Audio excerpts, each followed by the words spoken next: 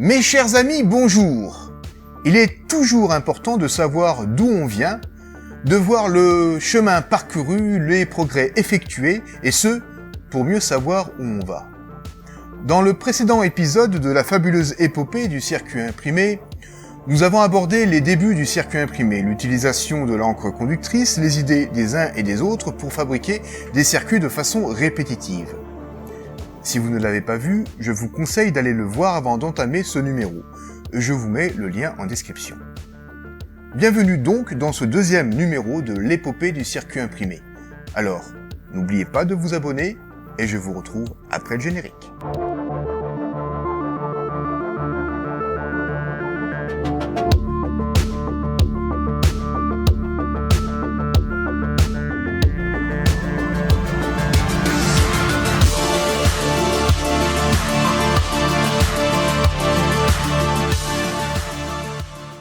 En 1936, un ingénieur d'origine autrichienne, Paul Eisler, démonta une radio dans le but d'expérimenter une solution pour un montage plus industriel de ces appareils qui étaient, rappelons-le, fabriqués point à point.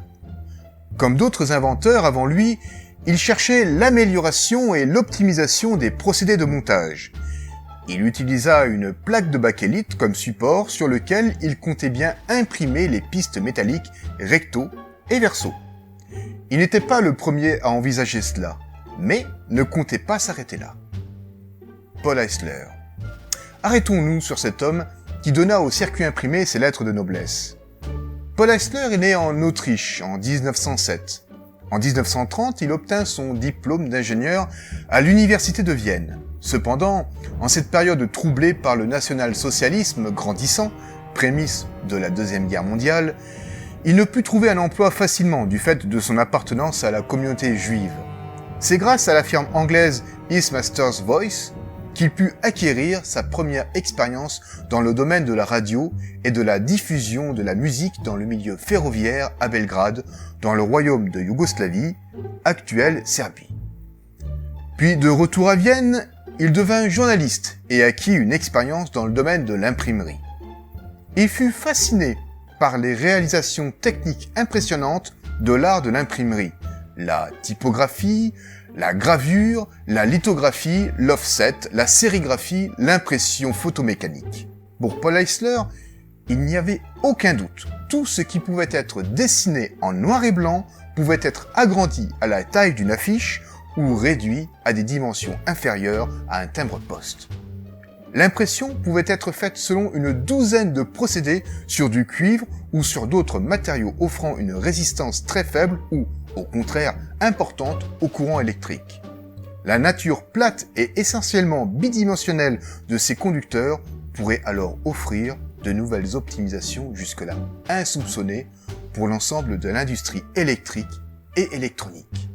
Cependant, l'arrivée au pouvoir des nationaux socialistes en 1934 amena Eisler à considérer une nouvelle option, émigrer en Amérique ou en Grande-Bretagne.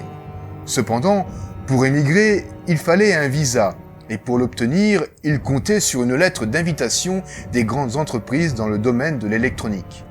Ce fut cela qui suscita chez lui un fort intérêt pour les brevets, pas pour des raisons techniques ni financières, mais politiques. Il avait, lors de son doctorat, déposé 2 brevets, un pour un procédé de télévision stéréoscopique, en relief, oui, déjà, et l'autre concernait l'enregistrement optique du signal. C'est avec ce deuxième brevet qu'il essaya de susciter l'intérêt de l'entreprise Thomson Houston de Paris, qui transmit à la filiale anglaise qui fut intéressée. Paul Eisler eut donc sa lettre d'invitation et put se rendre en Grande-Bretagne. Une fois arrivé, il vendit son brevet sur la télévision stéréoscopique à la Marconi Wireless Telegraph Company pour 250 livres, ce qui lui permit de subsister pendant quelques mois. Cependant, il ne lui était pas permis d'avoir un emploi en Grande-Bretagne. Donc, il dut capitaliser sur ses compétences d'inventeur et sur sa formation d'électronicien, mais aussi sur son expérience acquise en l'imprimerie. Donc, en 1936, Paul Eisler transforma un poste de radio avec une carte de bakélite imprimée.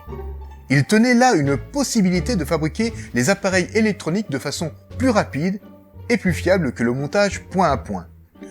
Du fait que la plus grosse industrie électronique de l'époque était celle de la fabrication des récepteurs radio, il soumit son idée aux fabricants qui la refusèrent, estimant que l'utilisation de main-d'œuvre était moins chère et plus flexible.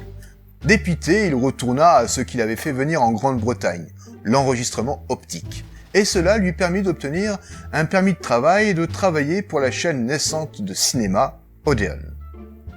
Mais la Seconde Guerre mondiale éclata, et Paul Hessler, ressortissant autrichien, fut fait prisonnier sur le territoire britannique. Il retrouva sa liberté dès 1941. La bataille d'Angleterre venait alors d'être gagnée, grâce à une invention, le radar. Et outre le radar, les appareils électroniques de toutes sortes prenaient de plus en plus d'importance, et la rapidité de production de ces appareils devenait primordiale face à l'ennemi. Hessler se remit donc au travail pour définir un procédé de fabrication des circuits imprimés simples. Son essai, en 1936, tout comme d'autres procédés d'autres inventeurs, était basé sur l'impression d'un motif sur une plaque isolante. Et il chercha à améliorer cela. Et de fil en aiguille, il finit par être embauché par Harold Weisstrong, propriétaire d'une très vieille imprimerie musicale et lithographique Henderson & Spalding, dans le quartier de Camberwell, au sud de Londres. L'imprimerie avait été gravement endommagée lors de la bataille d'Angleterre.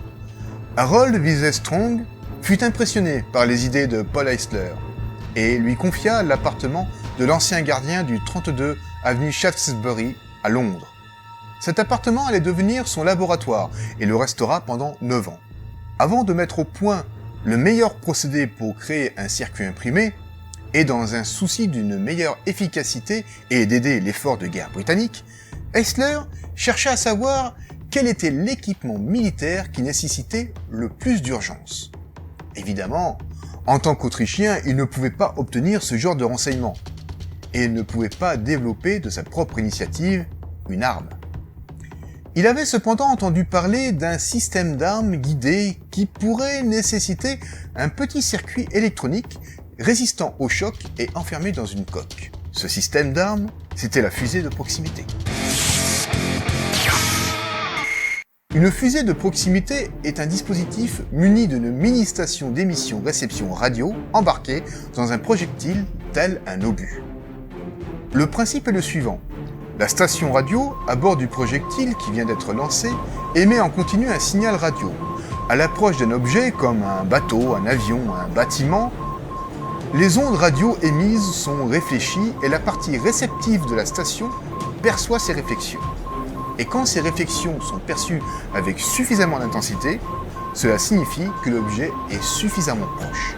Et l'explosion du projectile est alors déclenchée par détonation d'une charge explosive. Avant la création de la fusée de proximité, la détonation de la charge explosive n'était provoquée qu'avec le contact direct de l'obus sur la cible. À la fin des années 1930, des scientifiques en Angleterre, aux États-Unis et en Allemagne avaient envisagé des fusées de proximité pour torpilles, bombes et obus. Il fallait cependant la concevoir et la mettre au point. Du côté britannique, William Alan Stewart Butman, un des concepteurs du système radar, écrivit un article proposant le principe d'une fusée guidée par radar et déclenchée par radio. Avec Edward Shire et Amherst Thompson, il améliora le procédé et construisit des fusées prototypes en juin 1940. Cependant, pour éviter que l'électronique ne soit mise à rude épreuve, les fusées eurent une accélération faible et un faible roulis pour éviter les forces centrifuges. Ce n'était pas l'idéal, surtout si cette invention était destinée à l'artillerie anti-aérienne. La mini-station radio embarquée dans la fusée était constituée de composants à base de tubes à vide. Et ces tubes étaient trop gros. Il fallait développer des modèles capables de résister à des accélérations importantes rencontrées dans les canons. Des accélérations de l'ordre de 20 000 G. Imaginez, passer de 0 à 100 km/h en 141 microsecondes. Il devait aussi résister à des vitesses de roulis de plusieurs centaines de tours par seconde. Surtout que, l'année précédente, le 4 novembre 1939, le scientifique allemand Hans Ferdinand Mayer, n'approuvant pas les actions de son gouvernement, avait profité d'un voyage d'affaires en Scandinavie pour remettre aux militaires anglais un rapport de 7 pages ainsi qu'un échantillon de tubes à vide militaires allemands, montrant ainsi que la fusée de proximité était aussi un des objectifs des forces de l'Axe. Dès septembre 1939 et jusqu'en 1942, sous l'impulsion du physicien britannique John Douglas Crocroft, l'entreprise anglaise Paille fit des recherches afin de développer des composants à vide qui pourraient supporter les contraintes d'accélération et de roulis. Cependant, en juillet 1940 débuta la terrible bataille d'Angleterre et le gouvernement britannique eut besoin de soutien pour son effort de guerre. C'est dans ce but que le matin du 29 août 1940, un groupe d'hommes, emmené par le scientifique Henry Thomas Tizard, quitta l'Angleterre pour les États-Unis. C'était officiellement une mission technique et scientifique britannique, connue aussi sous le nom de mission Tizard. Cette mission était, en fait, destinée à partager les dernières avancées technologiques militaires avec les Américains en échange d'un accès à la vaste capacité industrielle des États-Unis pour produire des armes issues de ces avancées. Et dans ces avancées, il y avait la fusée de proximité. Ce fut à la section T du National Defense Research Committee de reprendre ce projet. Section T comme Tuve, Merle Anthony Tuve, le directeur de cette section. Ce fut aussi en 1940 que le développement de la fusée de proximité allemande à la Rheinmetallborsig fut suspendu, le gouvernement allemand préférant privilégier d'autres développements jugés plus urgents. Nous nous arrêtons là pour cette deuxième partie. La prochaine fois, nous verrons comment le circuit imprimé va triompher, momentanément, de la soudure point à point, en s'insérant dans l'électronique de la fusée de proximité. Car oui, cela n'a pas été évident tout de suite. J'espère que cela vous a plu. Si tel est le cas, n'oubliez pas le petit pouce en l'air, le commentaire qui va bien et n'hésitez pas à partager cette vidéo autour de vous. C'est tellement important pour moi et la suite de la chaîne.